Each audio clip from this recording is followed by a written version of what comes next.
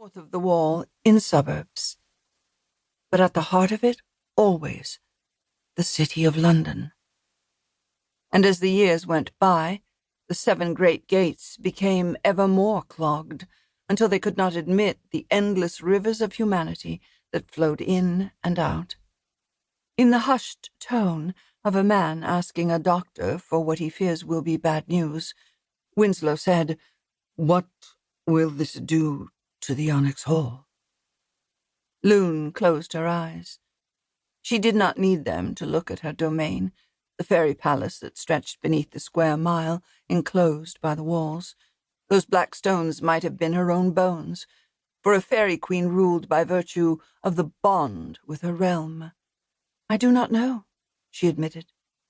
50 years ago, when Parliament commanded General Monk to tear the gates from their hinges, I feared it might harm the whole. Nothing came of it. 40 years ago, when the Great Fire burned the entrances to this place, and even St. Paul's Cathedral, I feared we might not recover. Those have been rebuilt. But now the mortals of London propose to tear down part of the wall. Tear it down, and not replace it. With the gates disabled, the city could no longer protect itself in war. In reality, it had no need to do so, which made the wall itself little more than a historical curiosity and an obstruction to London's growth. Perhaps the hall would yet stand, like a table with one of its legs broken away. Perhaps it would not. "I'm sorry," Winslow said again, hating the inadequacy of the words. He was her mortal consort, the Prince of the Stone. It was his privilege and duty to oversee the points at which fairy and mortal London came together. Lune had asked him to prevent the destruction of the wall, and he had failed. Lune's posture was rarely less than perfect, but somehow she pulled herself even more upright, her shoulders going back to form a line he'd come to recognize. It was an impossible task, and perhaps an unnecessary one.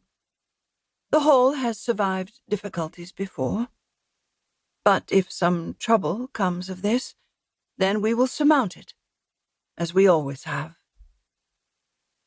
She presented her arm to him, and he took it, guiding her with formal courtesy from the room, back to their court, a world of fairies both kind and cruel, and the few mortals who knew of their presence beneath London.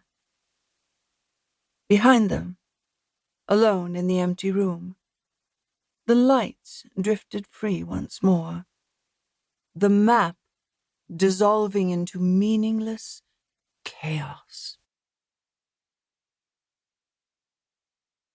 Part 1. February to May 1884. I behold London, a human, awful wonder of God. William Blake, Jerusalem, the emanation of the giant Albion. O city, O latest throne, where I was raised to be a mystery of loveliness unto all eyes, the time is well nigh come when I must render up this glorious home to keen discovery. Soon yon brilliant towers shall darken with the waving of her wand, darken and shrink and shiver into huts, black specks amid a waste of dreary sand, low-built, mud-walled, barbarian settlement. How changed from this fair city! Alfred Lord Tennyson, Timbuktu. A great town is like a forest. That is not the whole of it that you see above ground.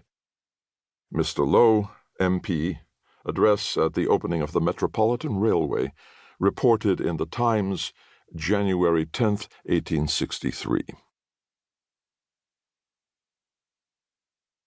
Given enough time, anything can become familiar enough to be ignored, even pain.